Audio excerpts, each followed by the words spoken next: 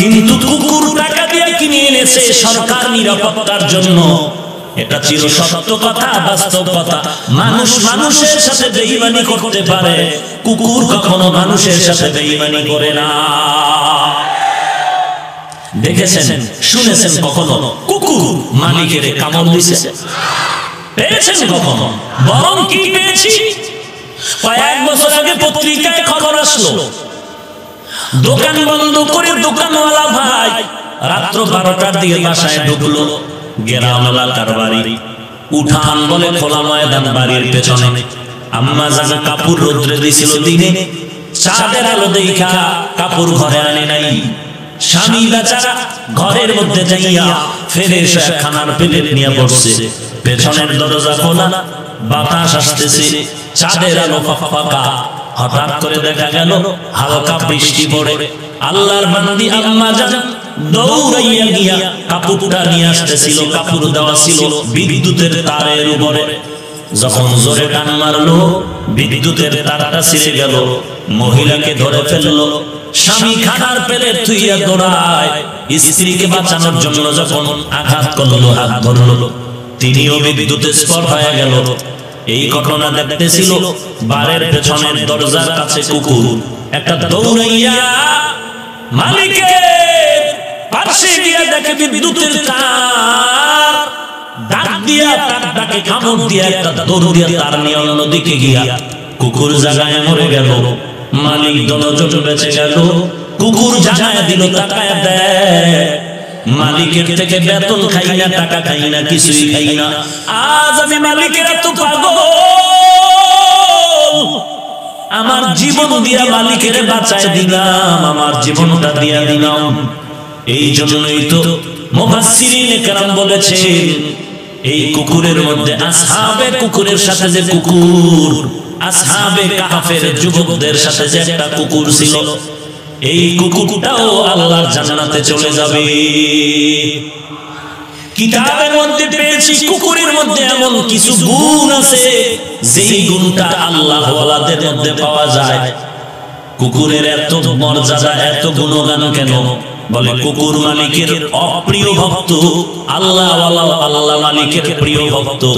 কুকুর অল্প জায়গা নিয়ে তাকে ঝগড়া করে না, ঠিক আল্লাহ ওয়ালারাও জায়গা জমি নিয়ে ঝগড়া করে না, যা পায় ওই জায়গা নিয়ে থাকে। কুকুর সারা রাত ঘুমায় না, এই গুণটা আল্লাহ ওয়ালার গুণ, তারাও সারা রাত ঘুমায় না। অতি গভীর হয় রজনী যখন, নীরবে প্রভুর নাম জপিও তখন। প্রভুর করুণা যদি পাইবারে চাও, প্রভুর করুণা যদি পাইবারে চাও, গভীর রাতে উঠে প্রভুর গুণগান গাও। আল্লাহর নবী বলেন, জমিনের মধ্যে কোরআনওয়ালা মজলিস বড় দামি। এ মানুষ, এত বিশাল মানুষের সমাগম, নিয়ন্ত্রণের জন্য কোন বাহিনী আছে নাই। বিছানাটাও কিন্তু বেশি ভালো না। বিবাহের অনুষ্ঠানে দাওয়াত দিয়া চট্টগ্রামে যদি আপনাদের এইরকম বিছানা দিয়ে বসতো, বলতো কি পরিমাণ মহব্বতে জোতার বাড়ি গাইত। কিন্তু এখানে যারা বসে আছেন, কারো মনের মধ্যে কোনো কষ্ট নাই, দিব্যি আরামে মনের আবেগ নিয়ে বসে আছে।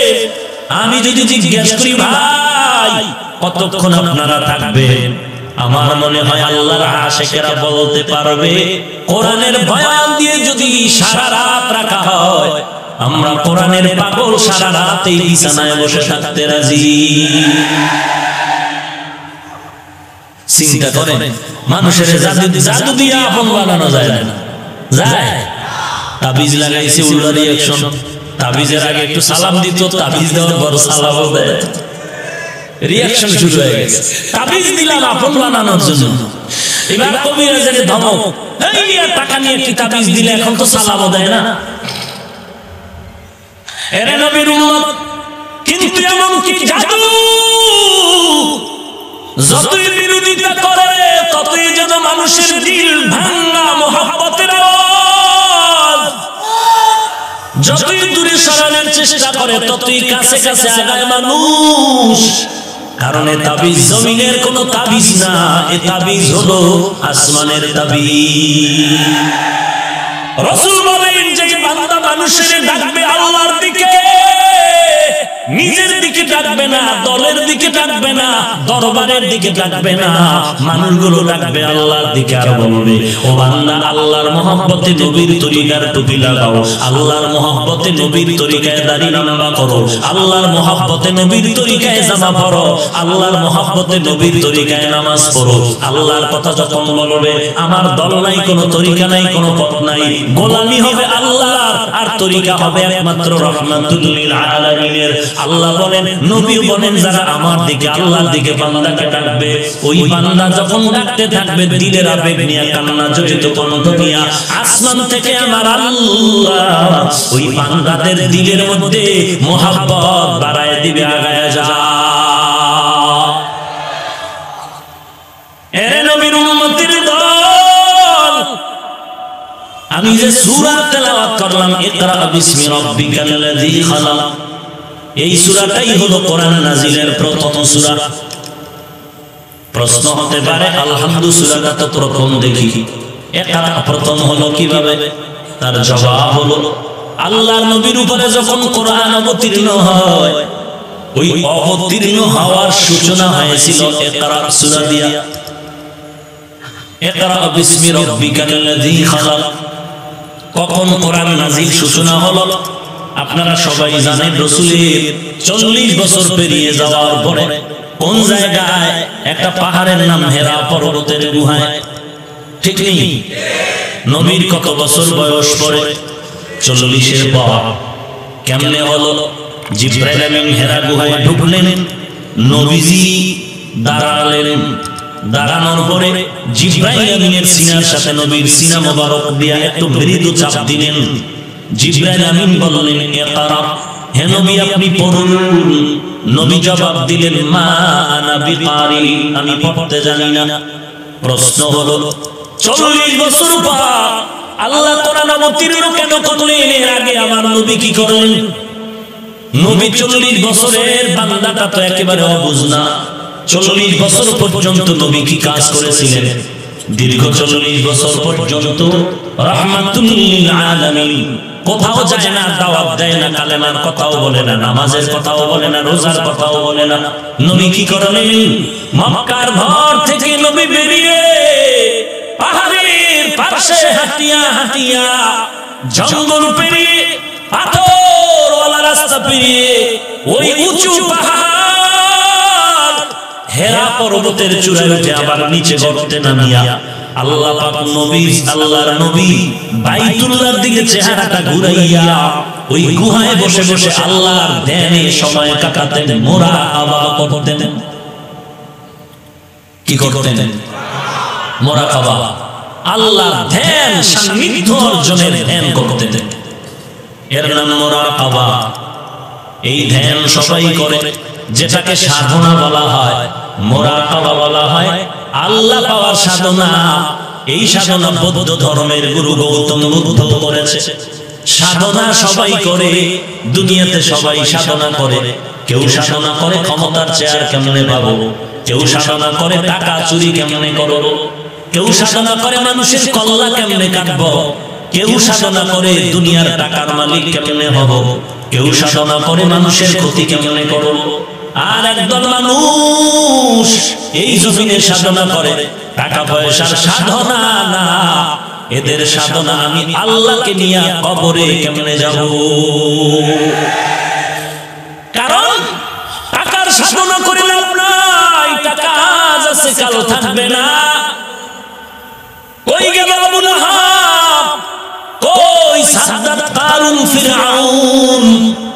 এদের টাকা পয়সা তো অভাব ছিল না, কিন্তু এই টাকার দিকে আল্লাহওয়ালারা তাকায় না।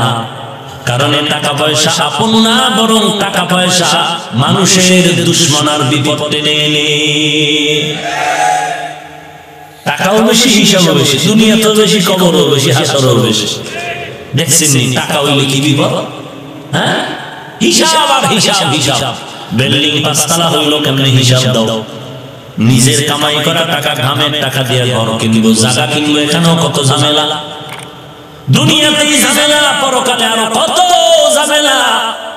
আবার আমার ঘামের টাকা দিয়া সব বিসর্জন দিয়া বাড়ি করলাম, সুন্দর বিল্ডিং সাজাইলাম, কিন্তু আমি তো এই বিল্ডিং নিয়ে কবরে যেতে পারবো না। বরং আজরাইল যখন আমাকে নিয়ে যাবে, আমি খালি হাতে কবরে চলে যেতে হবে। কেউ আপন নাই, আছে কেউ? আমার কলিজার বন্ধু যাবে? এ দুনিয়ায় সবই পর, কবর যে তোর আসল ঘর। এ দুনিয়ায় সবই পর, কবর যে তোর আসল ঘর। কেমনে সেথায় থাকবি পরে, শুধুই মাটির বিছানা।